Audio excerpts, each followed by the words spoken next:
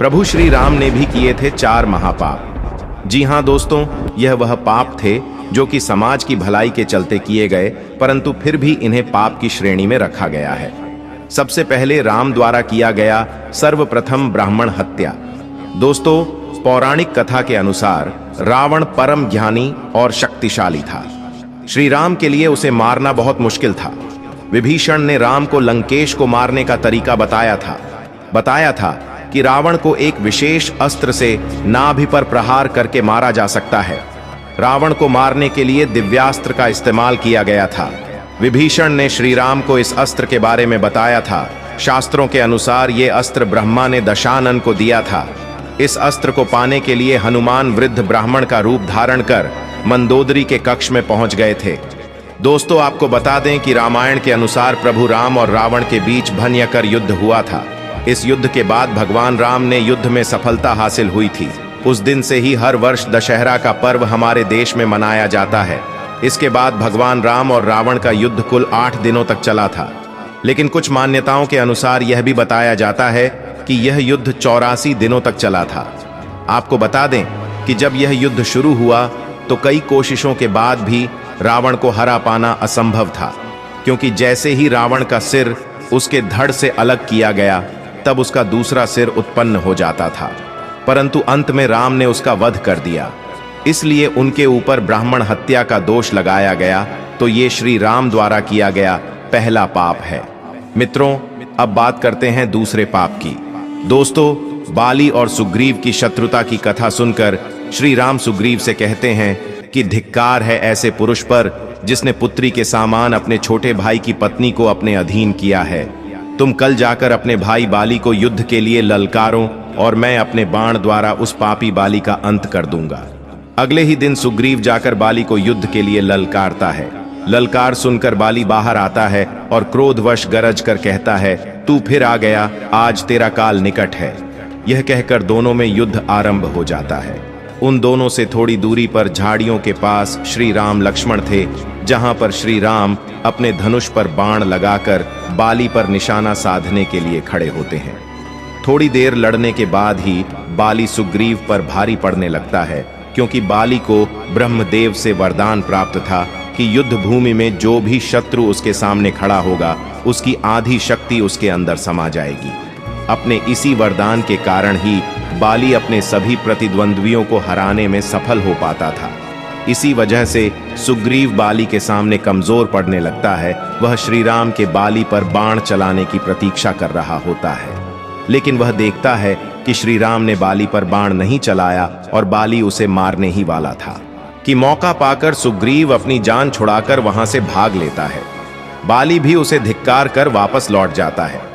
दोस्तों, जब श्री राम लक्ष्मण सुग्रीव के पास उसका हाल जानने के लिए पहुंचते हैं, तब सुग्रीव श्री राम से शिकायत करता है कि आपने मेरे साथ छल किया है।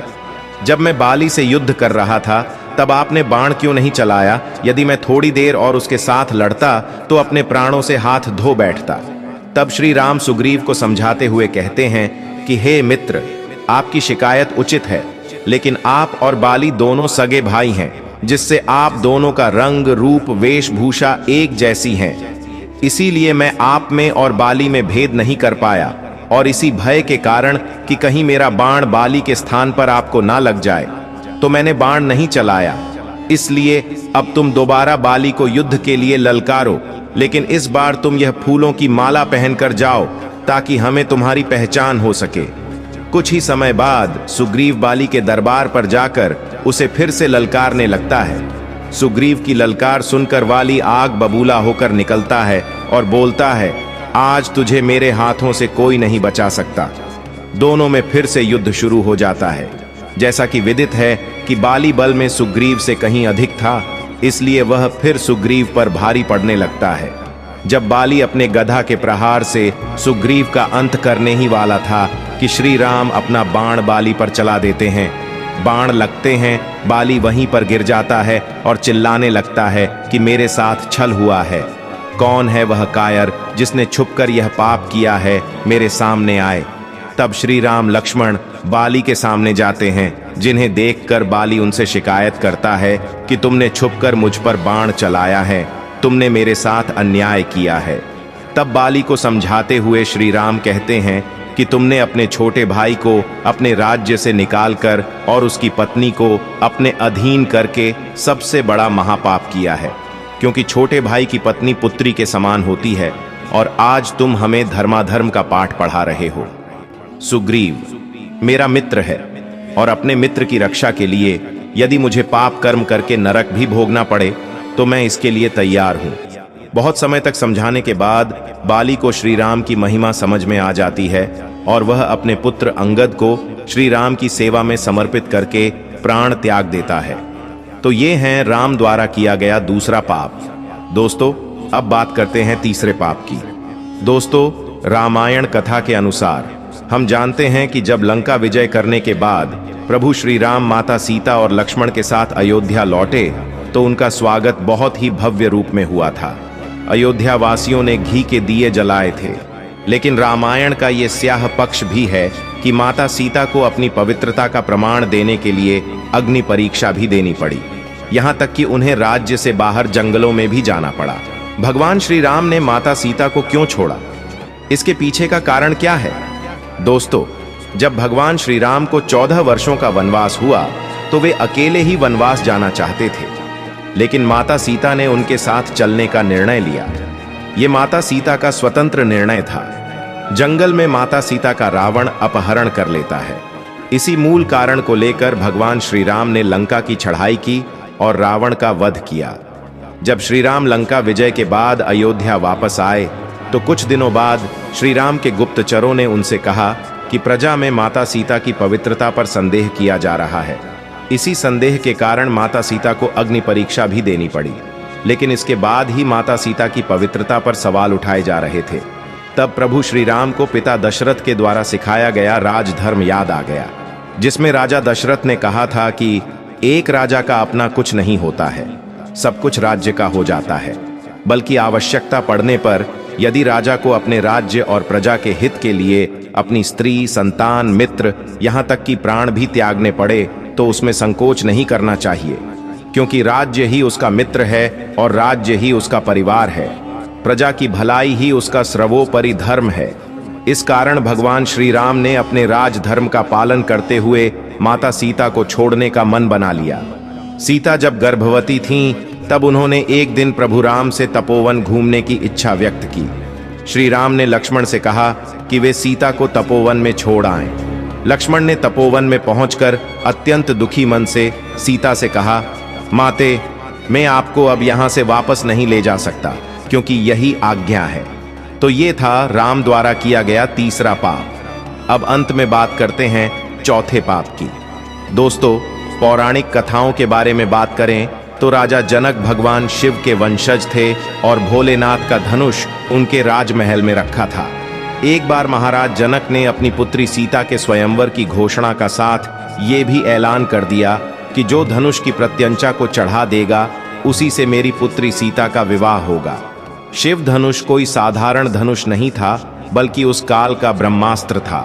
उस चमत्कारिक धनुष के संचालन की विधि राजा जनक, माता सीता, आचार्य श्री परशुराम और आचार्य श्री विश्वामित्र को ही झांक थी। जनक राज को इस बात का डर सताने लगा था कि अगर धनुष रावण के हाथ लग गया तो इस सृष्टि का विनाश हो जाएगा। इसलिए विश्वामित्र ने पहले ही भगवान राम को उसके संचालन की विधि बता दी थी। जब श्री राम द्वारा वह धनुष टूट गया तभी परशुराम जी को बहुत क्रोध आया, लेकिन आचार्य विश्वामित्र एवं लक्ष्मण के समझाने के बाद कि वह एक पुरातन यंत्र था, इसलिए संचालित करते ही टूट गया। तब जाकर श्री परशुराम का क्रोध शांत हुआ। राम ने जब प्रत्यंचा चढ़ाकर धनुष को तोड़ा और माता सीता से उसका विवाह संपन्न हो गया। शास्त्रों के अनुसार एक बार महर्षि कण्व ने ब्रह्मदेव की घोर तपस्या की। अपने ध्यान में इतने गहरे खो गए कि वर्षों तक बिना हिले तपस्या करते रहे, जिससे उनके शरीर पर दीमकों ने बांबी बना ली। उस बांबी पर बांस का एक पेड्डेच उग आया जो साधारण नहीं था। ब्रह्मदेव ने महर्षि कण्व की तपस्या से खुश होकर उन्हें उनके मनचाहे वरदान प्रदान किए और उस बांस को भगवान विश्वकर्मा को दे दिए। इनसे विश्वकर्मा जी ने 2 शक्तिशाली धनुष शारंग और पिनाक बनाए। जिसमें से श्री हरि विष्णु को उन्होंने शारंग और भगवान शिव को पिनाक धनुष प्रदान किया। भगवान शिव ने इस धनुष को त्रिपुरासुर को मारने में उपयोग किया और देवों को सौंप दिया। जब देवों का समय खत्म हुआ तो देवों ने यह धनुष राजा जनक के पूर्वज देवरात को सौंपा गया। देवताओं ने इस धनुष को महाराजा जनक जी के पूर्वज देवरात को दे दिया। शिव जी का वह धनुष उन्हीं की धरोहर स्वरूप जनक जी के पास सुरक्षित था। इस शिव धनुष को उठाने की क्षमता कोई नहीं रखता था। एक बार देवी सीता जी ने इस धनुष को उठा दिया था, जिससे प्रभावित होकर जनक जी ने सोचा कि यह कोई साधारण कन्या नहीं है, जो भी इससे विवाह करेगा वह भी साधारण पुरुष नहीं होना चाहिए। इसीलिए ही जनक जी ने सीता जी के स्वयंवर का आयोजन किया था और यह शर्त रखी थी कि जो कोई भी इस शिव धनुष को उठाकर तोड़ेगा, सीता जी उसी से विवाह करेंगी। उस सभा में भगवान श्री राम ने अंततः शिव धनुष तोड़कर सीता जी से विवाह किया था। तो ये भी एक पाप था, क्योंकि इससे शिव की शक्ति पर संदेह पैदा हुआ। तो मित्रों, वीडियो में अंत तक बने रहने के लिए धन्यवाद।